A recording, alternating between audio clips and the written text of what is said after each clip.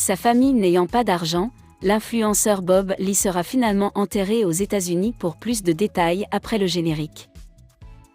Avant de commencer, n'oubliez pas de vous abonner et d'activer la cloche de notification car cela va vous permettre de ne plus manquer à nos prochaines vidéos. C'est parti!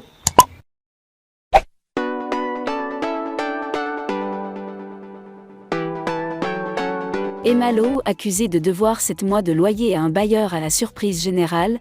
6 mois après avoir quitté les lieux, le bailleur l'informe, depuis l'Europe, via le moyen usuel de communication, ne plus lui devoir de caution.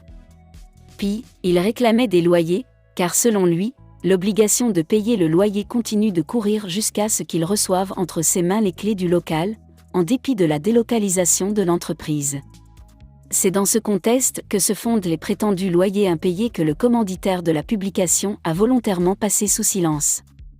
Averti des objectifs inavoués du bailleur et prenant acte des difficultés à le raisonner, le service juridique informé de sa présence en Côte d'Ivoire a fait servir le 30 juin 2023 une mise en demeure avant action administrative et judiciaire d'avoir à remplir Madame Lowe de sa caution et des dommages-intérêts pour le préjudice subi, dans un délai de 14 jours cependant.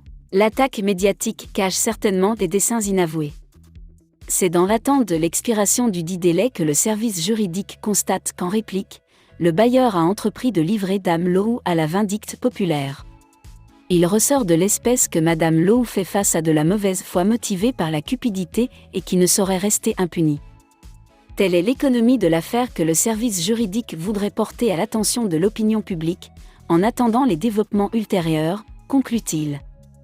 Ayant eu vent du communiqué publié, Bogart Prince Touré est revenu à la charge dans un nouveau poste le vendredi 7 juillet pour affirmer que Emma Lowe lui doit effectivement 7 mois de loyer impayé avec dégradation de la maison. Et, il compte ressortir des preuves le mardi 11 juillet prochain. Tout va se savoir merci que Dieu nous garde, l'inhumation de l'influenceur ivoirien, Gilles Tailloro également connu sous ses pseudonymes Bob Lee et dont Jeunani, était programmée dans son pays d'origine, la Côte d'Ivoire. Cependant, selon une information de dernière minute parvenue ce lundi 10 juillet à la rédaction d'Ivoire Info TV, c'est finalement aux États-Unis où il résidait que son enterrement aura lieu le samedi 15 juillet au New Jersey.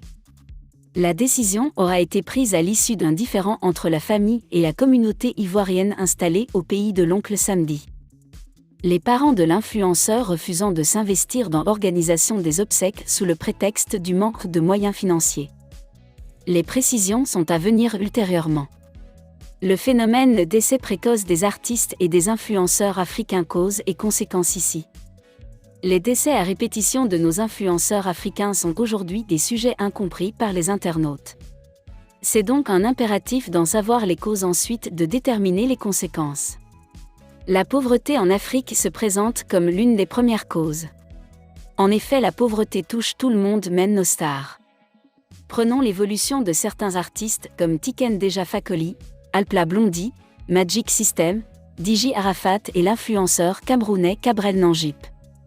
Tous ces artistes ont des témoignages sur leur situation de vie précaire avant leur succès.